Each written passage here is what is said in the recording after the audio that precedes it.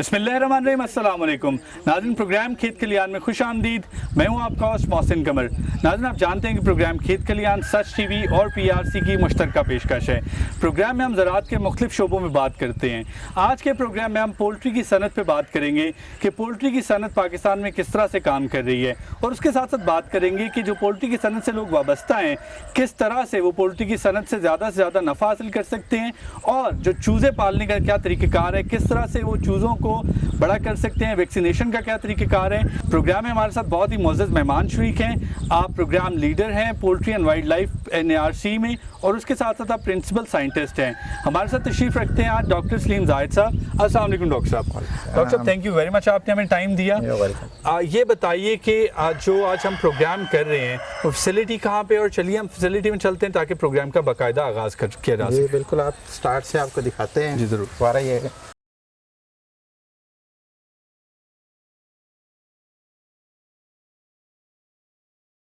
Doctor साहब, सबसे पहले तो ये बताइए कि पाकिस्तान में पोल्ट्री की सनत जो है वो कितना फैल चुकी है, और कितने सही पैमाने पे यानी इंटरनेशनल स्टैंडर्ड्स को फॉलो करते हुए इस सनत की पाकिस्तान में बढ़ोतरी हो रही है। बिस्मिल्लाहिर्रहमानिर्रहीम। अल्हम्दुलिल्लाह जी, पाकिस्तान में इस वक्त पोल्ट्री की सनत बहुत तरक्की कर चुकी है, और 1965 से शुरू होने वाली ये सनत इस वक्त बहुत ज़्यादा तरक्की कर चुकी है। और इस वक्त फ़िलहाल इस वक्त जो इसकी रेशो है अभी भी 8 से 10% सालाना है। सही।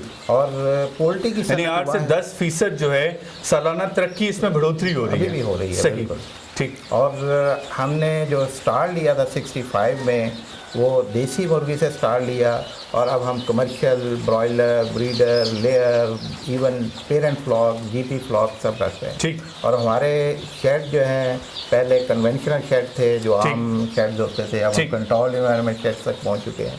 तो हमारी जो पोल्ट्री की सनत है वो तकरीबन इंटरनेशनल स्टैंडर्ड्स के बराबर है, उससे बेहतर है। ठीक।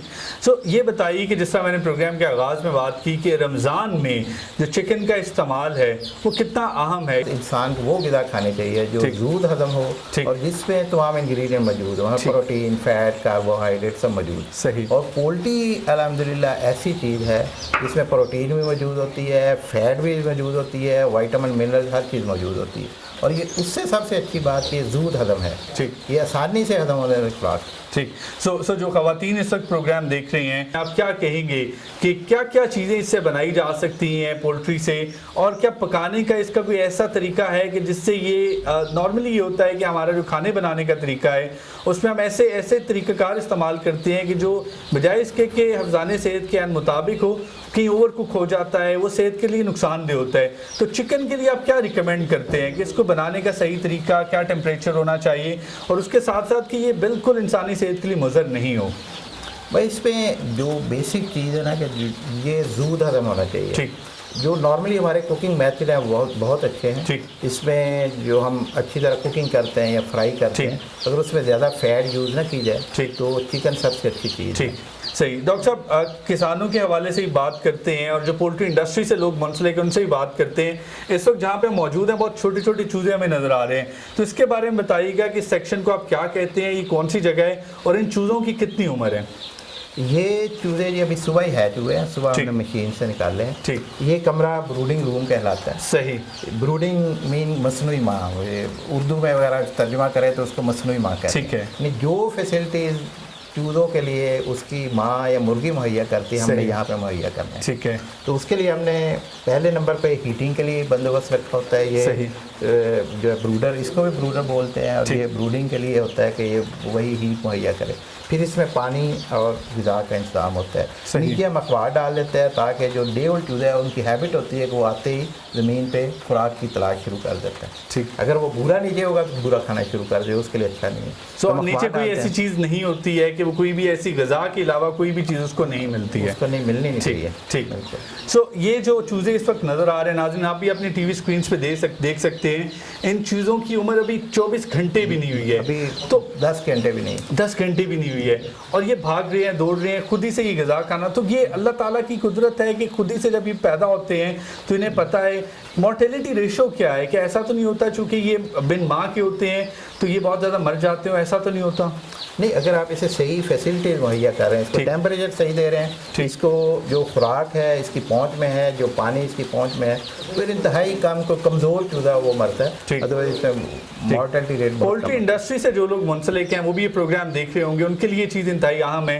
ये बताइए कि हैचिंग के लिए क्या प्रोसेस है? जिस तरह आपने बताया कि यहाँ पे खुराक का बंदोबस्त किया गया है, ये जगह में हीटिंग का बंदोबस्त किया गया है, तो अगर स्टेप बाय स्टेप बात की जाए तो प्रोसेस क्या है कि ये चूज़ों की मोर्टालिटी कम से कम हो और ये सेहतमंद परिंदे बन के इनको फर्दर दूसरे जो एरियाज हैं उनमें शिफ्ट किया जा सके? तो स्टेप बाय स्टेप बात की जाए तो क्या स्टेप्स अपनाने होंगे जो लोग पोल्ट्री इंडस्ट्री से मुंसलिक हैं? बस उसमें पहले दिन तो यही है कि टेम्परेचर कमरे का और ब्रूडर के नीचे टेम्परेचर बेहतर हो। जो हम नॉर्मली रिकमेंड करते हैं वो 90 to 95 डिग्री फ़ारेनहाइट जो हम रिकमेंड करते हैं। कमरे का टेम्परेचर 90 तक होना चाहिए और ब्रूडर के नीचे 95 तक होना चाहिए। उसके अलावा खुराक जो है ना वो अप्रोच में हो। नॉर्मली पहले दिन हम खुराक जो है ना अखबार के ऊपर ही डाल देते हैं। सही। दूसरे दिन जो हम खुराक पर बर्तन रखना शुरू कर देते हैं। ठीक है। पानी इनकी अप्रोच में होना चाहिए। ठीक है, यही बस ज़रूरी है, अदरवाइज सबसे अहम यह है कि जो टेम्परेचर है वो 90 to 95 डिग्री फ़ारेनहाइट होना चाहिए। खुराक इनकी अप्रोच में हो, चूँकि चूज़ा आते ही चोंच नीचे मारता है तो खुराक नीचे फैला देनी चाहिए और पानी का भी इंतजाम होना चाहिए। इनकी क्या वैक्सीनेशन भी की जाती है जब ये चूज़े आते हैं कि जो कोई चूज़ा बीमार पाया जाता है सिर्फ उसकी वैक्सीनेशन होती है? इसकी बाकायदा वैक्सीनेशन है, हम बाकायदा स्केड्यूल के मुताबिक वैक्सीन करते हैं।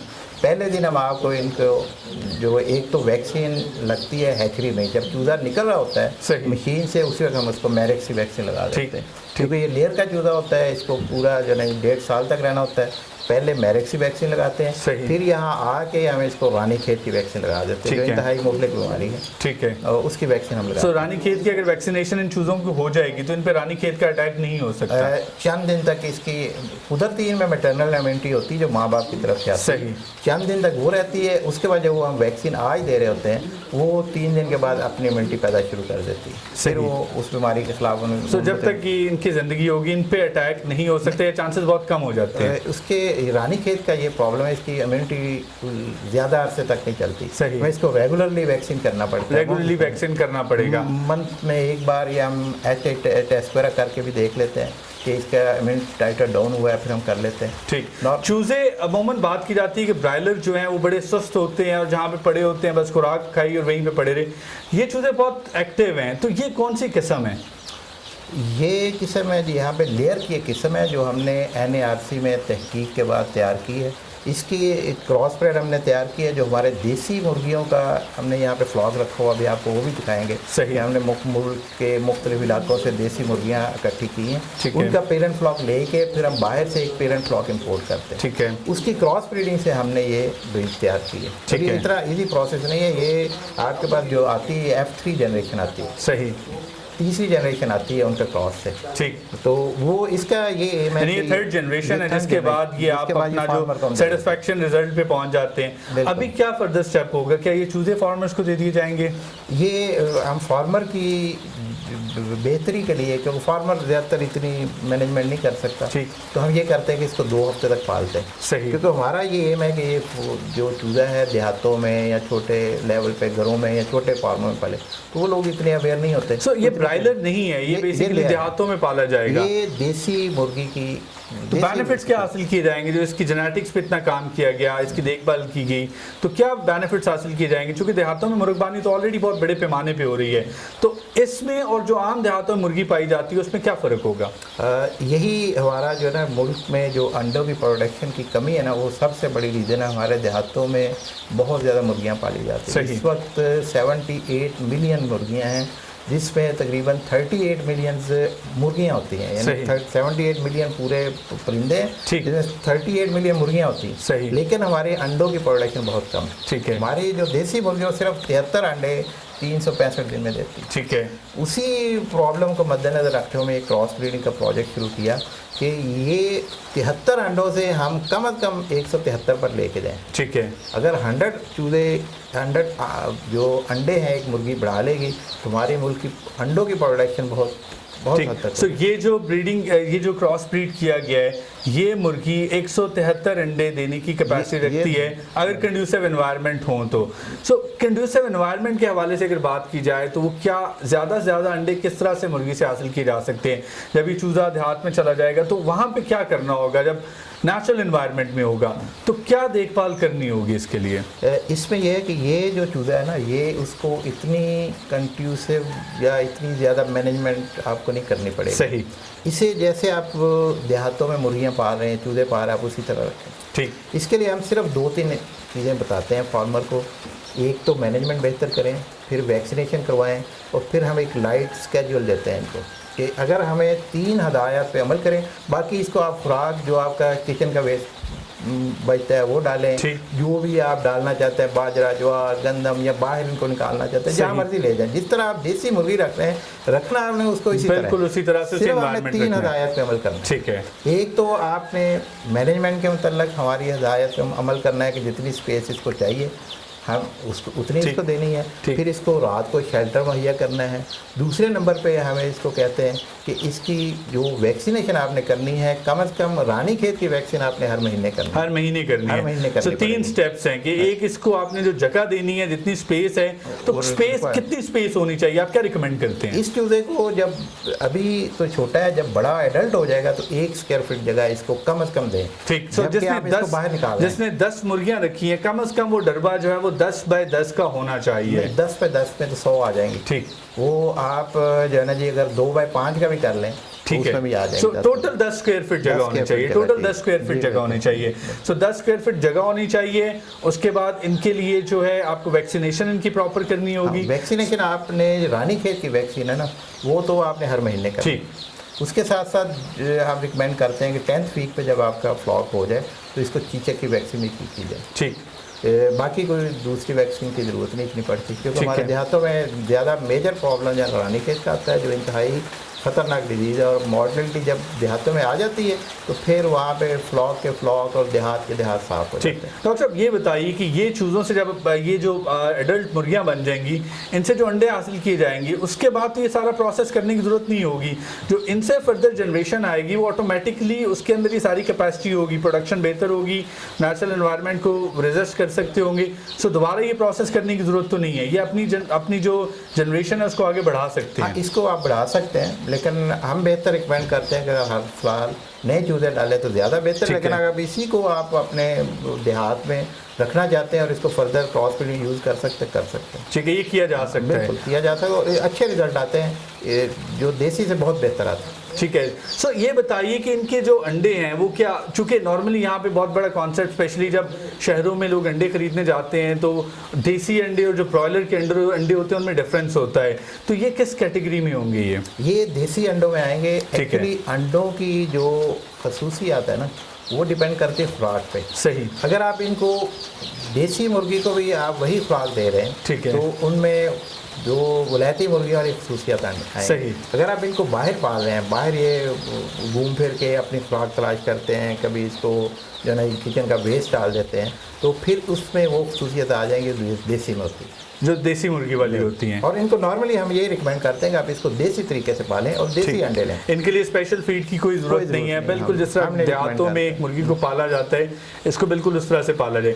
मईशत पे इसका कितना फ़र्क आता है? अगर हम मुर्गबानी की बात करें तो इसका मईशत पे कितना फ़र्क आएगा? एक मैंने एनालिसिस किया हुआ है, अगर इस वक्त जो हमारी देसी मुर्गबानी है वो तकरीबन उसका 32% शेयर है हमारी टोटल एग प्रोडक्शन। ठीक है। अगर हम मुल्क में नंबर ऑफ बर्ड उतने ही रहने दें और ये सारी ब्रीड ये हो जाए और 100 एग्स पर बर्ड बढ़ जाए, तो हमारा शेयर जो है 48% हो जाएगा। 48% हो जाएगा। 30 to 40, 16% शेयर जो है ना, बगैर किसी एक्स्ट्रा एफर्ट के, बगैर किसी एक्स्ट्रा इन्वेस्टमेंट के हो जाएगा। ठीक। सो ज़रूरत इस समर की है कि जो साइंस में, रिसर्च में जो आप लोग डेवलपमेंट कर रहे हैं, उसके नतीजे में जो रिजल्ट्स आते हैं उसको इम्प्लीमेंट किया जाए और किसान और जितने भी पोल्ट्री फार्म्स हैं उस पर अमल पैरा होकर अगर करें तो इसी एफर्ट के साथ इतने ही परिंदे रख के ज़्यादा बेहतर प्रोडक्शन हासिल की जा सकती है। बिल्कुल। ठीक नाज़रीन, यहाँ पे हम छोटा सा ब्रेक लेंगे और ब्रेक के बाद जब वापस आएंगे तो आपको दिखाएंगे कि किस तरह से इन चूज़ों को वैक्सीनेशन दी जाएगी और उसके बाद के क्या मराहिल हैं, ये सब कुछ, लेकिन एक छोटे से वक्फे के बाद।